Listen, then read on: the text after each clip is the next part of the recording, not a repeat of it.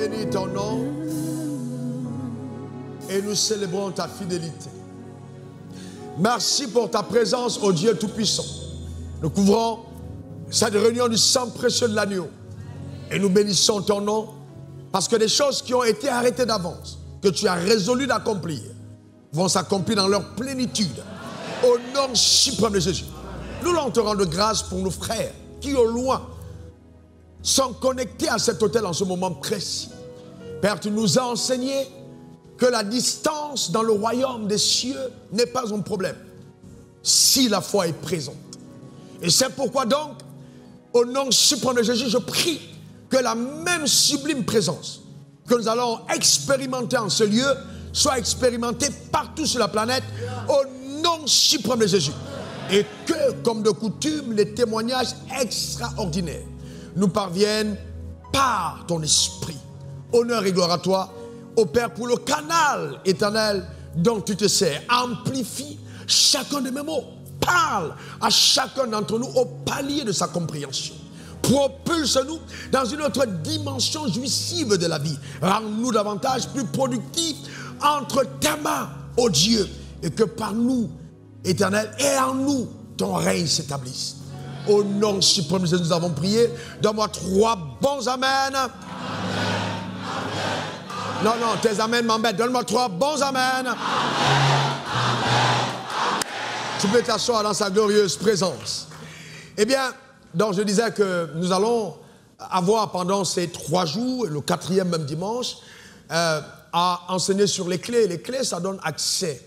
Les clés te permettent de sortir des limitations et d'entrer en possession de nouveaux territoires, de nouvelles possessions. C'est très important, les clés. Cependant, nous allons donc voir 12 clés majeures. Je les ai intitulées les 12 clés majeures du royaume. À quoi tu devrais t'attendre pendant ce cabot? Eh bien, premièrement, à la connaissance révélée de Dieu. Dieu va se révéler à toi. Ta manière de dire amen m'embête, donne-moi le meilleur des amens. Ensuite, tu vas expérimenter sa présence. Certains d'entre vous n'allez pas dormir la nuit. Il y a une décharge de présence de Dieu. Vous allez être transporté dans une autre dimension d'expérimentation de la présence de Dieu. Mais ensuite, il y aura la manifestation surnaturelle. C'est-à-dire les combats que tu as menés longtemps. Les batailles que tu as livrées. Soudainement, tu rentreras et tu vas te rendre compte que les portes ont été ouvertes toutes seules. Et que la limitation a été ôtée. C'est ton partage et ta portion au nom suprême de Jésus. Eh bien, concernant Cabot, Dieu m'a instruit, Dieu m'avait parlé. Vous savez, j'aime faire ce que Dieu me demande de faire. Il m'a dit, rassemble les fils, rassemble les personnes qui croient en la grâce que j'ai déposée sur toi. Rassemble les personnes qui te regardent comme mon mentor. Et en fin d'année, instruis-les. En donnant d'abord la connaissance, mais aussi, justement, l'expérience qui permettent à certains d'entre nous d'éviter certains pièges. Il y a donc, pendant ces réunions, un temps d'impactation. C'est-à-dire quelque chose qui quitte de l'autel et qui infuse ta vie. Et qui te donne justement de ne plus être la même personne. Tu vas l'expérimenter. Ce sera visible et remarquable au nom suprême de Jésus.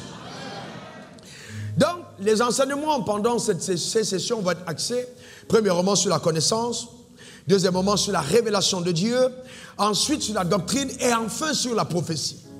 Tu auras l'impression que Dieu te parle à toi-même. Eh bien oui, Dieu va te parler à toi-même. Amen. Et tu vas voir, ça va être vraiment extraordinaire. Les clés que je vais enseigner, ce sont les clés qui m'ont aidé et qui m'aident encore jusqu'à aujourd'hui. Ce sont les clés que j'ai découvertes inconsciemment, d'abord au départ, et ensuite, j'ai pris vraiment conscience du fait que Dieu était en train de me guider par cette voie-là et qui ont dirigé mes pas quand je suis arrivé ici en Côte d'Ivoire. Et jusqu'à présent, je suis arrivé à l'âge de 27 ans et c'est juste incroyable ce que Dieu peut être capable de faire. On va passer de bons moments.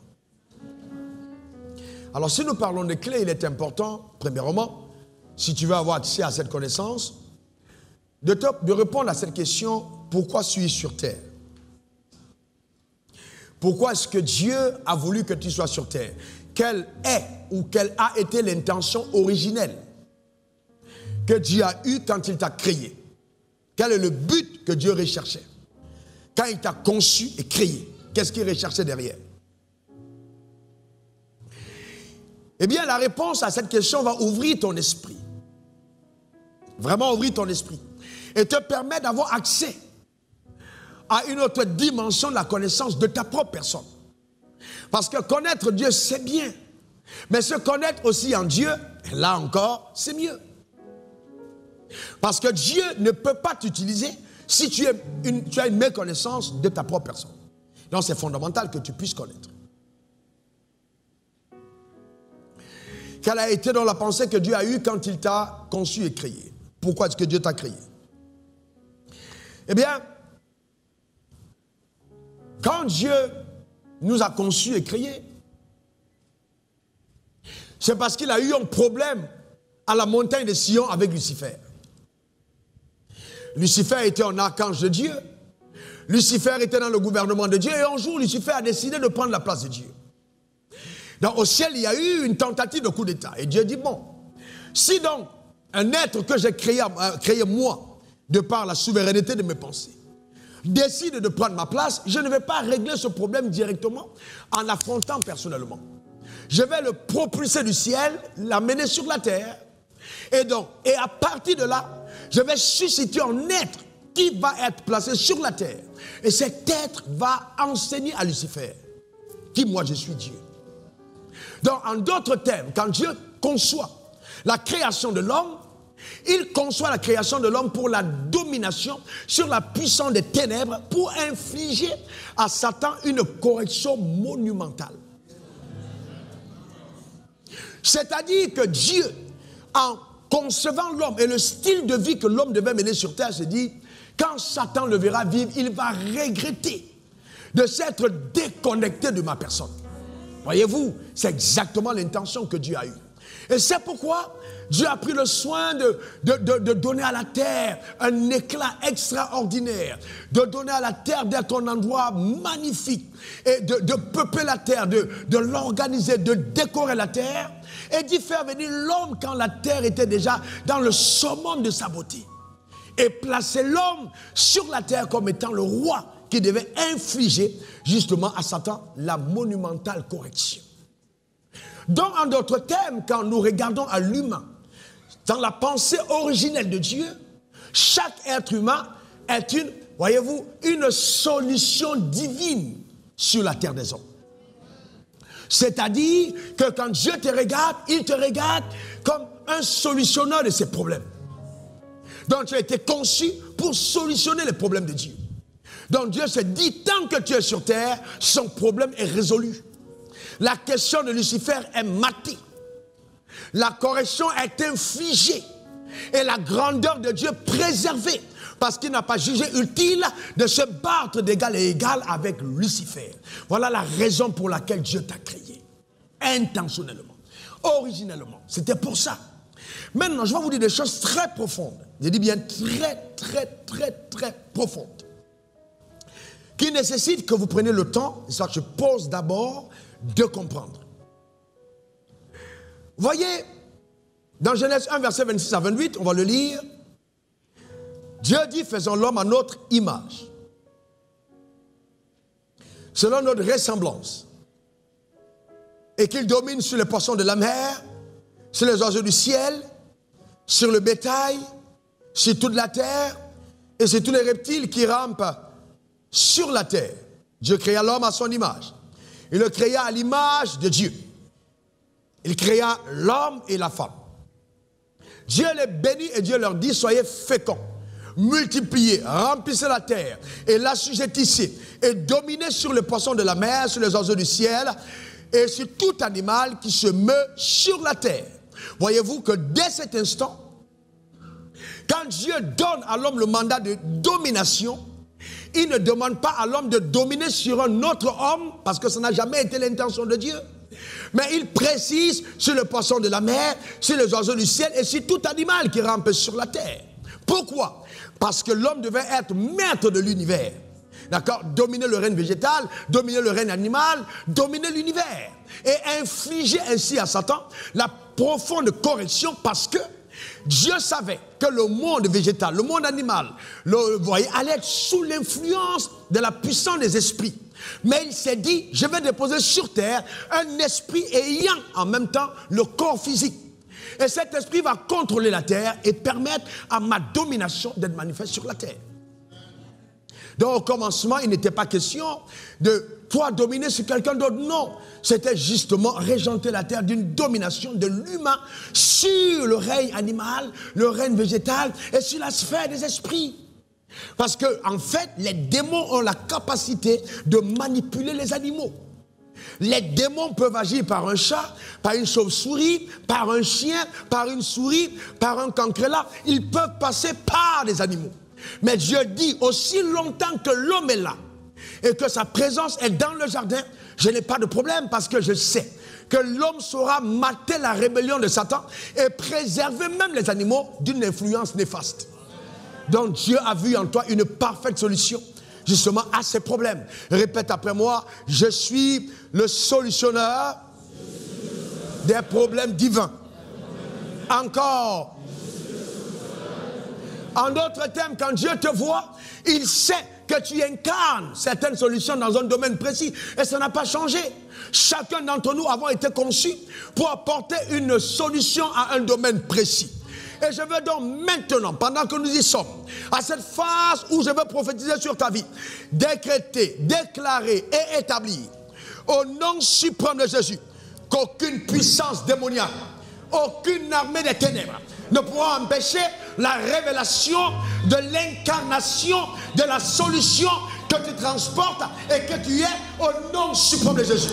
Je parle sur ta vie et je déclare que si Dieu t'a prédestiné à un couloir précis, à partir de cet abord, tu vas entrer dans ce couloir, exercer la domination par la puissance de Dieu. Et le monde verra la grâce de Dieu qui coule au travers de ta vie, au nom suprême de Jésus. Aucune puissance de l'enfer ne pourra empêcher, ne pourra stopper cette œuvre glorieuse. Qu'il en soit ainsi par le Saint-Esprit, au nom suprême de Jésus. Donne-moi 3 bons amen. Donc lève ta main, dis je suis une solution pour Dieu sur les problèmes de la terre. Encore. Donc vous voyez, donc Dieu t'a conçu comme étant quelqu'un capable d'apporter justement une solution. Donc tu as cette capacité d'apporter la solution. Et donc quand il a béni l'homme, regardez ce qu'il va dire. Il dit sois fécond, multiplie, assujetti, domine. Donc il va te relâcher des paroles de bénédiction sur l'homme, pour que l'homme soit à même, justement, d'amener en manifestation les desseins préconçus par Dieu à son égard. C'est pourquoi il est important pour chacun d'entre nous de ne jamais négliger la bénédiction.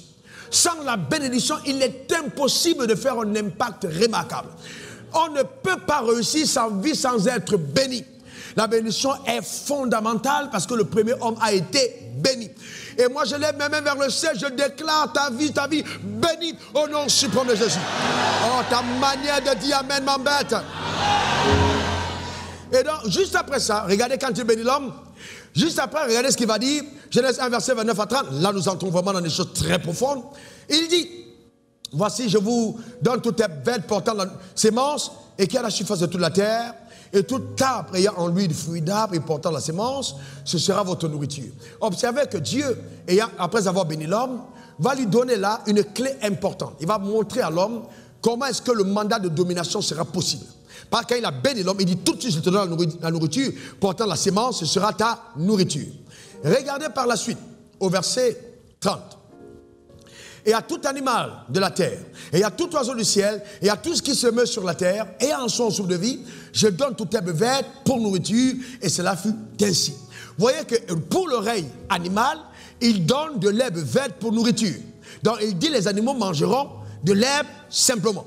Mais pour l'homme, avant il dit, je donne de l'herbe verte portant de la sémence. Ça veut dire dans cette phrase, il est en train de montrer à l'homme que sa domination ne sera possible que quand il aura le discernement sur le type d'herbe qu'il aura à consommer. C'est pour ça qu'il fait mention de la sémence. Et derrière le mot sémence se cache une clé.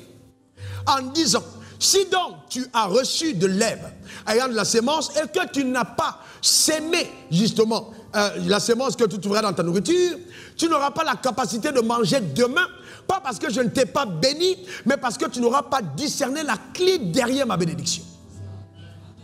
Donc les hommes spirituels sont ceux qui, quand Dieu parle, vont aller plus loin pour essayer de comprendre quelle est la clé derrière ce que Dieu a dit.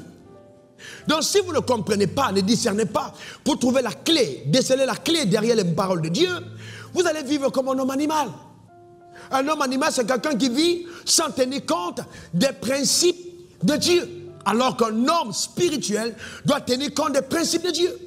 Mais le drame, c'est que l'Église aujourd'hui est devenue tellement émotionnelle que les personnes vivent sans même prendre conscience de l'existence des clés, les clés du royaume. C'est impossible. Vous ne pouvez rien faire d'efficace dans le royaume si vous n'avez pas découvert les clés qui permettent au royaume, justement, d'avoir une influence dans votre vie. C'est impossible. Vous avez besoin de découvrir les clés. L'homme charnel, l'homme animal, pouvait manger de l'herbe verte sans problème, c'est-à-dire l'animal. Parce que quand tu es déconnecté de Dieu, tu deviens quoi? Un homme animal. Mais l'homme qui était spirituel, l'homme créé à l'image et à la ressemblance de Dieu, à lui on a dit, tu prends de l'herbe portant de la sémence. Donc la différenciation entre l'humain et l'animal, c'est la capacité à coopérer avec Dieu dans le pouvoir relâché de Dieu pour régir le fonctionnement de la terre. Donc les croyants qui ne coopèrent pas avec l'intelligence et la sagesse divine ne peuvent pas régner dans la vie. Est-ce que ça va pour certains d'entre nous? Ou je parle en français trop élevé? Vous avez besoin que je descende un peu? Est-ce que tout le monde comprend ce que je suis en train de dire? Si quelqu'un a compris, qu'il lève la main. Ok, très bien. Donc c'est très important. Très important. Oui, et donc ces lois régissent la vie. Je vous donne un autre exemple pour que vous compreniez. Je rencontre un frère, un extraordinaire frère qui me dit, ok, pasteur, Dieu m'a mis à cœur d'apporter une semaine d'action de grâce pour ma compagnie. Donc il me le dit il y a environ 4 jours. Et j'ai dit, ok, gloire à Dieu, Dieu t'a mis à cœur, fais-le, c'est une bonne chose. Et ce matin, vers 7h30, tandis que j'étais dans mon bureau ayant dévancé l'aurore et méditant sur la réunion du soir, mon téléphone sonne et je vois que c'est lui, je décroche. Il me dit, ah, je viens de recevoir un coup de fil extraordinaire. Voilà, telle chose s'est passée, telle chose s'est passée. Je lui dis, mais c'est simple. À partir du moment où tu as pensé déjà dans ton cœur d'honorer Dieu, avec justement ta semaine d'action de grâce, le ciel s'est ouvert. Donc les choses ne sont pas arrivées accidentellement. C'est parce que justement toi-même tu t'es prédisposé à obéir à l'instruction de Dieu.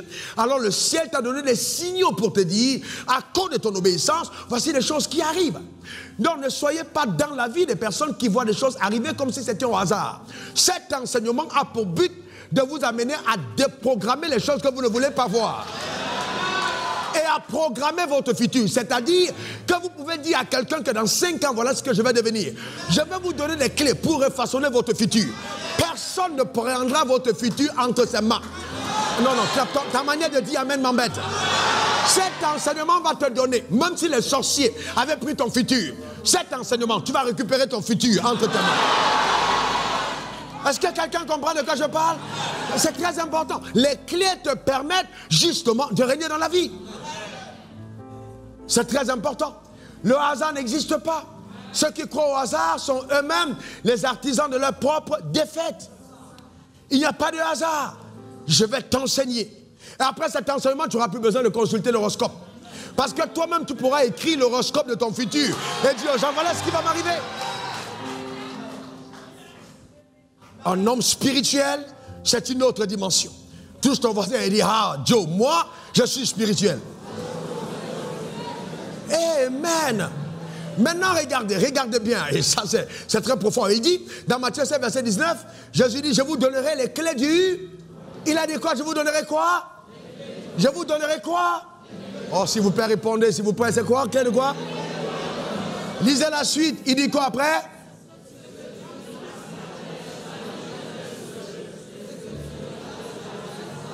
Alors, Dieu dit, je te donnerai les clés du royaume. N'est-ce pas? Ce que tu verras sur la terre sera lié dans les cieux. Mais maintenant, vous voyez, toi tu viens, tu dis, oui, moi j'ai plus l'autorité. Ce que j'ai lu sur la terre est lié dans les cieux. Mais est-ce que tu as la capacité de lier dans les cieux sans clé? Les personnes qui n'ont pas les clés ne peuvent pas lier. Parce qu'il a dit, je vous donnerai les clés. Et quand vous aurez les clés, à partir de ce moment, ce que vous allez lier sur la terre sera lié dans le ciel. Mais si tu n'as pas de clés et que tu te mets à lier, tu es en train de faire du boucan. Tu es en train de faire du bruit parce que c'est l'accès aux clés qui te permet de commander le ciel. Je suis encore en train de dire que cette série, c'est la télécommande du ciel que je te donne. En d'autres termes, tu pourras télécommander ton avenir. C'est ce genre de révélation que j'ai eue. Et on était aux années 2000, j'étais en séminaire à l'église méthodiste de 220 logements. Et j'ai parlé sous l'esprit, j'ai dit, si vous entendez que je suis mort pauvre, ne venez même pas à mes funérailles parce que je ne suis pas encore mort. Les choses que j'ai programmées pour mon futur obligent et garantissent un avenir de richesse abondante. Donc je ne mourrai pas dans la pauvreté. Ça c'était dit en 2000. Pourquoi? Parce que j'avais compris que les clés que j'avais commencé à mettre en marche me garantissaient un avenir de succès. Frère, il y a des clés quand tu les as. Même Satan, même ton pasteur, personne ne peut stopper ta progression. C'est de ça qu'il s'agit. Je vais te donner les clés. Les clés du royaume des cieux. Donne-moi ton meilleur amen. Dis encore amen. Et vous savez, il vous est déjà arrivé de vous poser la question, mais pourquoi la Bible parle du royaume des cieux? Et après la Bible parle du royaume de Dieu.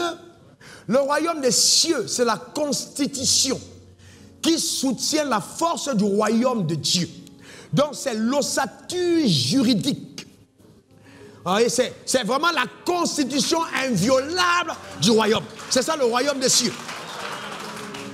Est-ce que quelqu'un comprend? C'est la constitution. Et pas une constitution qu'on ne peut pas manipuler. C'est la constitution du royaume. C'est ça la constitution. Ça, le royaume des cieux, c'est la constitution.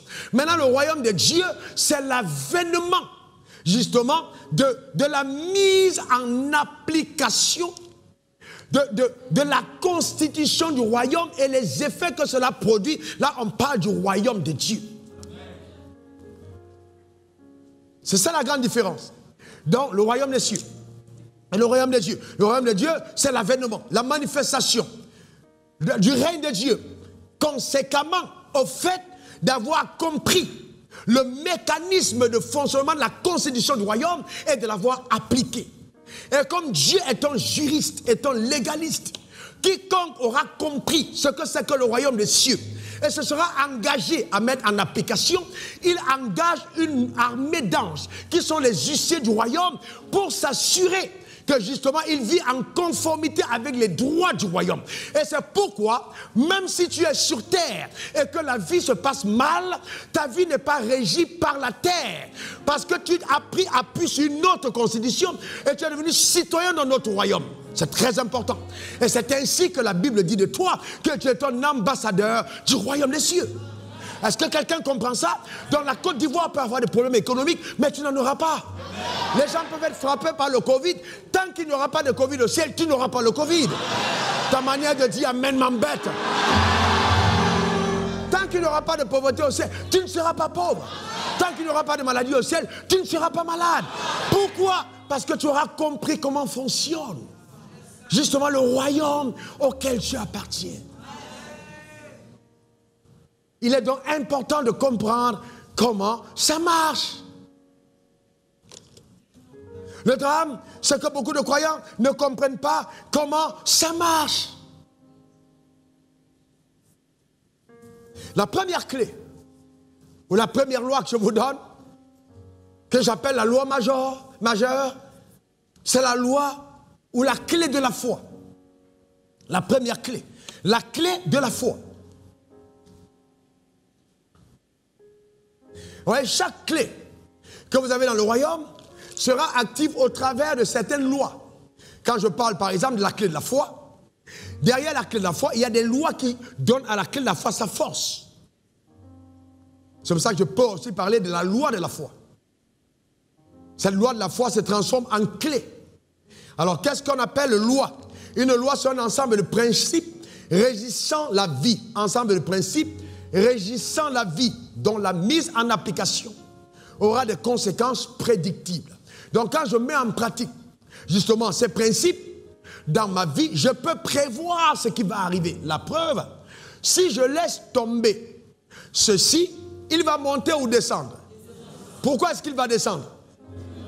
Pourquoi? Parce que vous êtes informé, vous dites descendre, parce que vous êtes informé de la loi de la pesanteur, de la gravité. Donc, comme vous connaissez, si vous voulez faire tomber, vous laissez simplement, ça va descendre, n'est-ce pas? Très bien. Alors maintenant, imaginons que le pasteur Assois, le révérend Coran, se met à prier, rababa, rababa, rababa, et déclare, mouchoir, tu ne vas pas tomber, mouchoir, tu ne vas pas tomber, tu vas monter, et tu vas rester en l'air. Est-ce qu'ils vont être exaucés? Pourquoi ils ne vont pas être exaucés? Parce qu'ils seront en train de prier contre une loi. Et prier contre une loi, c'est être hors la loi. Et donc, il y a beaucoup de croyants hors la loi. C'est-à-dire, ils prient en brisant les lois de Dieu. Par exemple, pour que vous compreniez simplement. Vous ne pouvez pas demander à Dieu de bénir le fruit de votre travail si vous-même, vous avez oublié que vous devez en premier honorer les lois du travail. Selon Dieu. Donc, toutes vos prières que vous faites, tant que vous n'avez pas compris comment ça marche le travail avec Dieu, votre travail ne sera pas béni. Vous pouvez venir devant l'autel, le pasteur déclare, maintenant je prophétise, ta vie va aller dans les hauteurs, ton chant va prospérer. Tu vas chez toi, tu dors, tu ne sèmes pas, la prière est neutralisée. Ça ne veut pas dire qu'il n'y avait pas d'onction, mais il a manqué de sagesse et d'intelligence pour coopérer avec l'onction relâchée. Et beaucoup d'entre vous êtes à ce stade. Dieu vous aime trop, c'est pour ça qu'il n'a pas plu, il n'a pas voulu gaspiller sa pluie. Il n'y a rien sur la terre. Il ne veut pas relâcher des choses et puis après, pour simplement créer la boue. Il attend une action sur la terre. Et c'est pour ça que le ciel est fermé. Parce que justement, il y a quelque chose que tu dois faire. Et on est tellement ignorant de ces choses que finalement, je vais encore plus loin, tu peux voir une sœur que Dieu a destinée à être heureuse dans le mariage, mais qui passe à côté du mariage parce qu'elle ne comprend pas comment fonctionnent les lois du mariage. On ne se marie pas en priant. Pour qu'une femme reçoive l'intérêt d'un homme, ce n'est pas parce qu'elle prie et jeûne trop, ça peut éloigner un homme. Il faut ajouter à ça la loi de l'apparence. Quand une femme comprend qu'elle doit apparemment être belle, elle est en train de se positionner comme une fusée sur la rampe du lancement pour entrer dans le...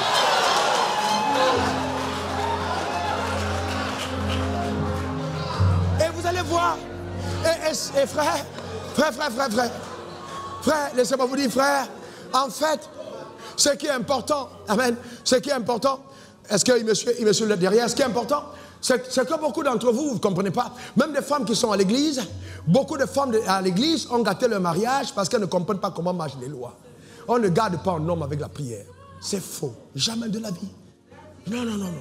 Non. C'est pas avec la prière que tu gardes un homme. Prier, c'est bon, mais il faut aller au-delà. Parce que quand il t'a vu, c'est pas parce que tu fais non. Il faut préserver, il faut comprendre quel était le mécanisme de contact. Donc, dans l'ignorance, et parce qu'on n'est pas bien enseigné, certaines personnes passent à côté. Nous parlons de 12 lois majeures. Elles vont changer ta vie. Elles vont changer ta vie. Il est temps pour toi de passer à un autre niveau, d'atteindre une autre dimension. Je prophétise une nouvelle saison. Au nom suprême de Jésus. Donne-moi les meilleurs des amis. Dis encore amen.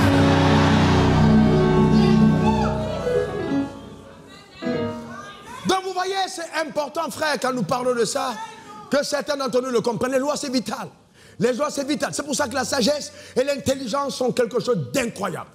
Il est important que les enfants de Dieu découvrent ce que c'est que le royaume auquel ils appartiennent. Par exemple, je donne des exemples pour que vous compreniez. Il y a des gens qui sont là-haut, Seigneur, bénis-moi, alléluia, je crois au miracle. Et puis, ils font 20 ans à l'église sans miracle. Pas parce que Dieu ne veut pas faire des miracles, mais parce qu'ils sont en train d'attendre le pouvoir absolu de Dieu, là où c'est le pouvoir ordonné qui travaille. On reviendra dessus demain. Ah oui, reçois l'onction, tu vas devenir riche. Amen. Frère, Dieu même maudit celui qui ne travaille pas. Si je dis je vais être riche et qu'on m'a béni et que je ne travaille pas, c'est le contraire qui arrive. Ce n'est pas une question de manque d'onction, c'est une question de manque de sagesse. Et je vais vous montrer pourquoi l'Église a participé dans notre continent au sous-développement de nos nations. Parce qu'on a préparé les gens à aller au ciel, alors que Dieu n'a aucun problème au ciel. Si tu es un solutionneur, pourquoi vas-tu aller exister là où il n'y a pas de problème? Non, non, je te pose une question. Si Dieu t'a conçu comme solution, pourquoi veux-tu aller là où il n'y a pas de problème? Dieu lui-même t'a conçu là où il n'y a pas de problème et il t'envoie sur la terre. Et toi, tu es là maintenant, au lieu de te préoccuper de faire ce qu'il veut faire, tu es seulement en train de dire, je veux rentrer à là où j'étais. Non. Et c'est comme ça que beaucoup de croyants sont trompés et sont malheureux parce qu'ils vivent en déphasage avec leur essence. Dans ton ADN, dans les chromosomes de ta constitution spirituelle, réside un appel conscient et inconscient à solutionner un problème. Tant que tu ne l'as pas découvert, tu ne peux jamais rentrer dans la parfaite quiétude. Et vous voyez donc des gens qui arrivent à l'église et puis, ah oui, quelle est ta vision? Je veux me marier. Se marier n'est pas une vision. Non, se marier n'est pas... Et vous savez pourquoi? Parce que même celles qui sont mariées, c'est parce qu'elles sont des comédiennes. Elles ne vous disent pas. Hein. Je vous dis la vérité, beaucoup ne vous disent pas la vérité. Vous êtes à la louange comme ça, elle danse, elle fait son doigt comme ça. Ça, c'est le... Hein, c'est juste pour te blaguer. Amen. Donc, il est important qu'on comprenne. Les lois sont fondamentales, les lois sont vitales. Que nous comprenions comment ça marche. Et donc, vraiment, pendant ces 3 jours, on va aller en profondeur. Quelqu'un dit profondeur. Quelqu'un dit encore profondeur. On va aller en profondeur, frère. Et tu vas voir ce que ta vie va devenir. Si tu prends cet enseignement au sérieux. Donc, j'ai parlé de la première loi, la loi majeure, qui est la loi de la foi. Et vous allez comprendre pourquoi j'appelle la loi majeure. Parce que, lisons Hébreux 11, versets 1 à 3. Hébreux 11, 1, 3. C'est par la foi. La foi est une ferme assurance des choses qu'on espère, une démonstration de celles qu'on ne voit pas. La foi est une ferme assurance des choses qu'on espère, une démonstration de celles qu'on ne voit pas. La foi est une ferme assurance des choses qu'on espère. Et, vous voyez, et une démonstration de celles qu'on ne voit pas. Une ferme assurance des choses qu'on espère. Alors je dis, pasteur, assois, demain je vais te donner mon Range Rover. Qu'est-ce qui se passe en toi? Qu'est-ce qui se passe en toi? Bon oui, mais qu'est-ce qui se passe dans ton mécanisme? Tu as une espérance. L'espérance est née de quoi? Elle est née de là. Donc tant qu'il n'y a pas de promesse, il n'y a pas. Le problème, c'est que beaucoup d'entre nous espèrent alors qu'on n'a rien promis. Nous allons toucher des choses très profondes. Hein. Aujourd'hui, c'est seulement vraiment pour débroussailler et vous permettre de comprendre. Une ferme assurance des choses qu'on espère. Une démonstration de celles qu'on ne voit pas. Ça veut dire que tout ce qu'on doit voir n'existe pas encore. Donc, j'espère en ce que je ne vois pas et je le démontre à visibilité. On est d'accord? Maintenant, continuons au verset 2. Verset 2, s'il vous plaît. Hébreux 11, 2. Pour l'avoir possédé, les anciens ont obtenu un témoignage favorable. Les anciens. C'est pour ça qu'il faut respecter les anciens. Il y a des gens qui sont anciens. Les anciens ont obtenu un témoignage favorable. C'est par la foi que nous reconnaissons que le monde a été formé par la parole de Dieu. En sorte que ce qu'on voit n'a pas été fait des choses visibles. Alors, arrêtons-nous là un moment. Alors, quels sont ceux parmi vous qui croient que Dieu existe? Levez la main. Vous croyez que Dieu existe? Oh, fabuleux. Vous croyez que Dieu existe? Fabuleux. Est-ce que vous savez que le simple fait de croire à l'existence de Dieu est déjà un acte de foi? Et que c'est la loi de la foi qui vous permet de croire que Dieu existe. Quelqu'un qui n'a pas le début, le commencement de cette foi en lui ou en elle, une personne ne peut pas croire en l'existence de Dieu. Une personne athée a besoin de rentrer en contact avec la loi de la foi. C'est par elle que nous reconnaissons que le monde existe. Donc la foi est celle qui te permet déjà de croire en l'existence de Dieu. Donc c'est aussi par la foi que nous sommes connectés au monde invisible. C'est-à-dire, vous voyez, une ferme assurance des choses qu'on espère. Une démonstration de celles qu'on ne voit pas. On est connecté au monde invisible par la foi. Et un croyant qui vit sa vie sans être connecté au monde invisible, au monde surnaturel, sera un croyant malheureux. Parce que nous sommes d'abord spirituels avant d'être physiques. Donc nous devons être connectés au monde surnaturel. Ah, mais tu vas aimer ce message. C'est par la loi de la foi que nous croyons Dieu capable de faire ce qu'il fait et ce qu'il dit qu'il peut faire. Donc si Dieu dit, je peux faire quelque chose, c'est ta foi qui te donne de croire en ça. S'il n'y a pas de foi, tu ne peux pas croire Dieu capable d'agir. Donc le contraire, c'est donc l'incrédulité. Et il y a beaucoup de croyants qui sont à l'église mais incrédules. On a des serviteurs de Dieu incrédules, des anciens incrédules. la foi n'a rien à voir avec le nombre de temps passé à l'église. D'ailleurs, j'ai constaté que plus les gens durent à l'église, moins ils ont la foi. Et c'est dommage. Moins ils ont la foi. Vous entendez des raisonnements extrêmement pervers. Vous vous demandez, mais ça vient d'où? La foi est en voie de disparition. Voyez-vous, ce n'est pas la loi de la foi. Que les portes du royaume des cieux ont été grandement ouvertes. En fait, le royaume des cieux est un grand portail. Les gens regardent, c'est un beau royaume. Et il y a un trousseau de clés. Mais il y a une clé appelée la foi. Pour entrer dans le royaume, c'est cette clé-là qui te permet d'ouvrir la porte du royaume. Sans cette clé, tu n'entres pas. Tu peux chanter, tu peux danser, donner ton argent, servir Dieu, mais jamais tu n'entreras dans ce royaume parce que la clé n'a pas été mise en marche. Écoutez-moi bien. On a un portail là devant, n'est-ce pas? Pour entrer dans la concession, on passe par le portail. On est d'accord? La gloire de la foi, c'est ce qui te permet d'entrer dans le royaume des cieux. C'est pour ça que la Bible dit, Éphésiens 2, verset 8, nous sommes sauvés par la grâce, mais par le moyen de la foi. Donc s'il n'y a pas la foi, il n'y a pas le salut. S'il n'y a pas le salut, on n'entre pas dans le royaume. Donc c'est la clé de la foi qui me permet d'accéder dans le royaume. Maintenant, une fois que je suis entré dans le royaume, est-ce que je dois jouir de tout ce que le royaume a? Je dois jouir, oui. Mais est-ce que le fait d'être dans le portail vous donne accès à mon bureau? Le drame, c'est que beaucoup d'entre vous avaient utilisé la clé principale, mais avaient oublié les autres clés du trousseau. Et vous baladez dans la cour, mais vous n'avez pas les choses du royaume. Vous baladez dans la cour, oui, je suis enfant de Dieu, alléluia, amen. Oui, mais ta vie ne reflète rien du tout. Parce que même ta chambre que tu dois occuper, tu ne connais pas la clé pour y entrer.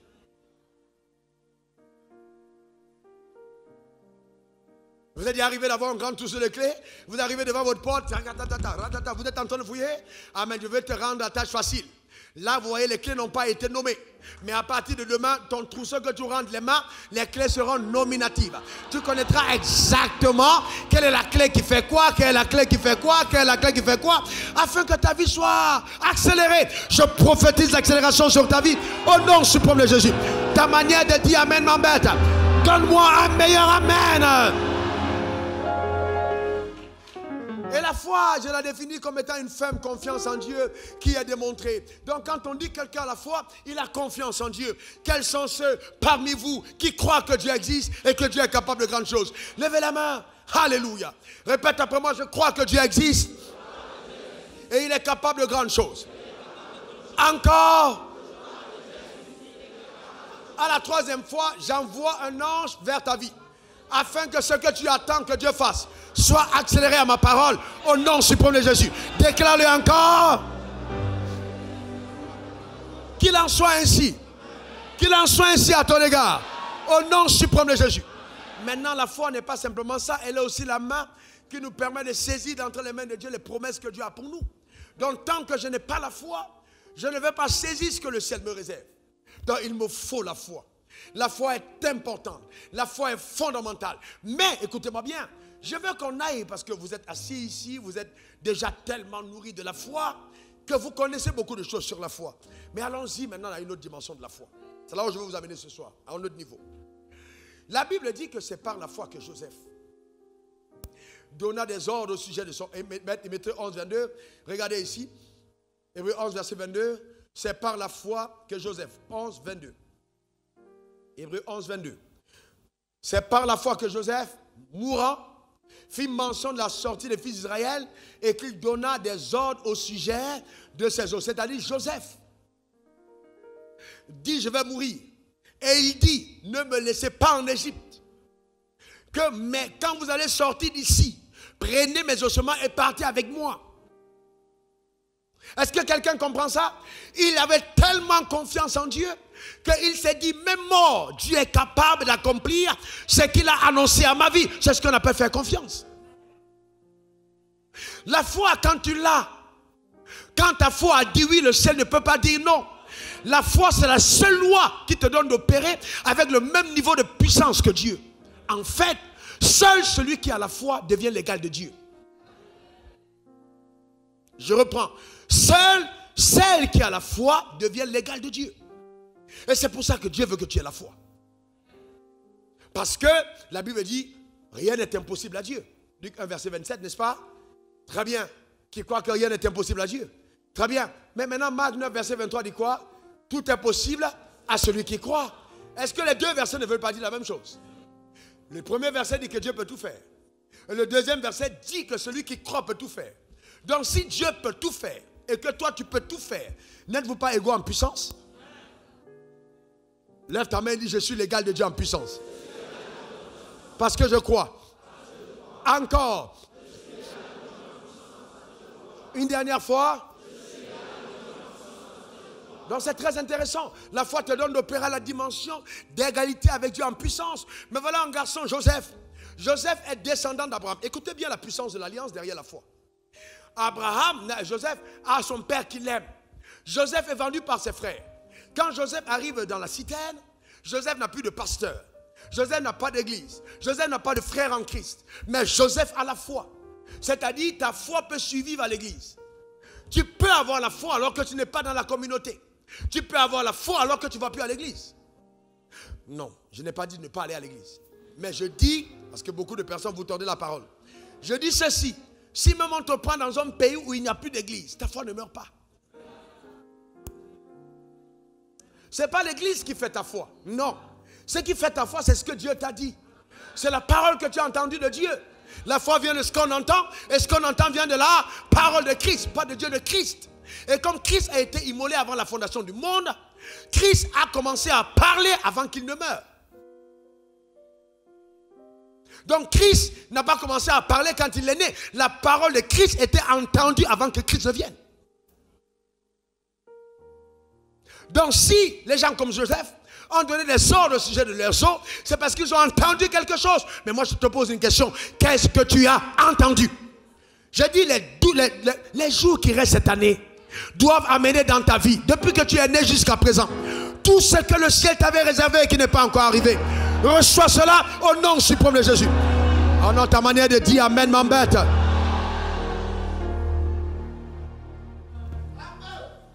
Joseph est vendu chez Potiphar. Et la Bible dit, la prospérité l'accompagnait. Pourquoi la prospérité l'accompagne? Vous allez comprendre ensuite de cet enseignement, c'était la foi qui a été en opération. Parce que les choses du royaume ne t'arrivent pas tant que ta foi n'est pas en marche. Impossible. Il croyait. Il continuait de croire. Joseph est amené en prison. Joseph continue de croire. C'est pourquoi le jour où on vient chercher Joseph en disant, Pharaon veut te voir. Joseph va d'abord se raser et se changer. Pourquoi? Parce qu'il n'avait plus l'intention de revenir en prison. À cause de l'attente qu'il avait sur son futur. As-tu une attente placée sur ton futur? Crois-tu que Dieu est capable de te conduire là où il a dit qu'il te conduira? Lève ta main et répète après moi, mon Père, mon Dieu, je crois en tes promesses et je déclare que je jouirai de la plénitude de ce que le ciel m'a réservé. Alléluia. Amen. Et donc voilà Joseph, vendu par ses propres frères, qui en mourant donne des ordres au sujet de ses os, sachant qu'il partira de là. Pourquoi? Parce qu'il avait entendu l'alliance que Dieu fit avec son père Abraham. Et il s'est dit, le Dieu que je sers nous a promis une terre promise. Même si j'ai prospéré en Égypte, l'Égypte n'est pas le terminus de ma destinée. Il y a un endroit où nous devons partir. Il y a une terre promise. Et je ne laisserai pas mes enfants partir seuls. Mes enfants, quand je vais mourir, enterrez-moi. Mais quand vous partirez, partez avec moi. C'est ce genre de confiance que vous devez avoir. Même si il m'arrivait de mourir, tu dis à ton corps, tu ne mourras pas. Tu vas revenir à la vie parce que Dieu a une promesse. On a quelque chose accompli sur terre. C'est la détermination. La détermination par rapport à son histoire. La détermination par rapport à sa vocation. La détermination par rapport au manteau divin rattaché à ta vie et à ta propre destinée. Donc c'est vraiment important. Mets ta main sur ta tête et déclare, je ne mourrai pas avant mon heure. Encore, je ne mourrai pas avant mon heure. Car la grâce de Dieu est avec moi. Et je crois fermement en la puissance de Dieu. Eh bien, très bien. Là, nous parlons de la loi de la foi. Vous la connaissez très bien. Ça, c'est la première loi, la loi majeure. celle qui nous permet d'accéder au royaume. Maintenant, la deuxième, qui est encore davantage importante, écrivez-la, c'est la clé de la grâce. La clé de la grâce. La clé de la grâce. Beaucoup d'entre nous ne comprenons pas comment ça marche. Je vois des personnes parler de la grâce, prêcher la grâce, écrire sur la grâce, mais très peu de personnes ne comprennent ce que c'est que la grâce. La grâce est une faveur imméritée. Donc, si tu veux vraiment que ta vie atteigne le sommet que Dieu t'a réservé, la position que tu dois avoir en société, il faut que tu coopères avec la loi de la grâce. Si tu n'as pas cru en la grâce, elle ne se manifeste pas. Une grâce en laquelle tu n'as pas cru ne te sera pas utile. C'est la foi qui saisit la grâce. Il faut la foi. Amen. C'est important. Donc, juste pour rire, si je vous dis riez, même si vous avez envie de pleurer, riez. Riez maintenant. Ah, voilà. Jésus a demandé aux gens de faire ce qu'ils n'avaient pas envie de faire. Quand il dit un aveugle, vois. Comment il peut voir? Mais dès qu'il obéit, il voit. On dit au paralytique, marche, il marche. On dit à quelqu'un qui ne sait pas rire, il rit. Souvent Dieu veut te baptiser du rire et tu ne veux pas rire. Il faut rire. Il faut rire. C'est important. Amen. C'est très important, frère. Très important. La grâce de Dieu. Bien, nous sommes ici et tu dis, Seigneur, j'ai vraiment envie d'aller à un autre niveau de ma foi. Je veux vivre des choses particulières. Je veux être comme Joseph. Je veux vivre ma trajectoire divine. Je veux coopérer avec la grâce qui est rattachée à ma vie. Même si mes frères m'ont vendu, je ne veux pas vendre mes rêves. Qu'importe l'escale technique de ma destinée où je me trouve, je déclare sur ma vie que je ne mourrai pas sans avoir accédé à mon trône. Et aucune prison n'empêchera la révélation de mes dons. Parce que Dieu est avec moi. Si c'est ta prière, lève ta main, nous allons prier ensemble. Lève ta main vers le ciel. Répète après moi ces paroles. Seigneur, me voici devant toi. Ta grâce dans ma vie. Ta grâce, Seigneur. Ta grâce, Seigneur. Ta faveur qui m'accompagne partout sur les territoires de ma destinée. Que cette grâce se déploie au Père, car j'ai confiance en toi. Merci Seigneur pour ta grâce qui est à l'œuvre.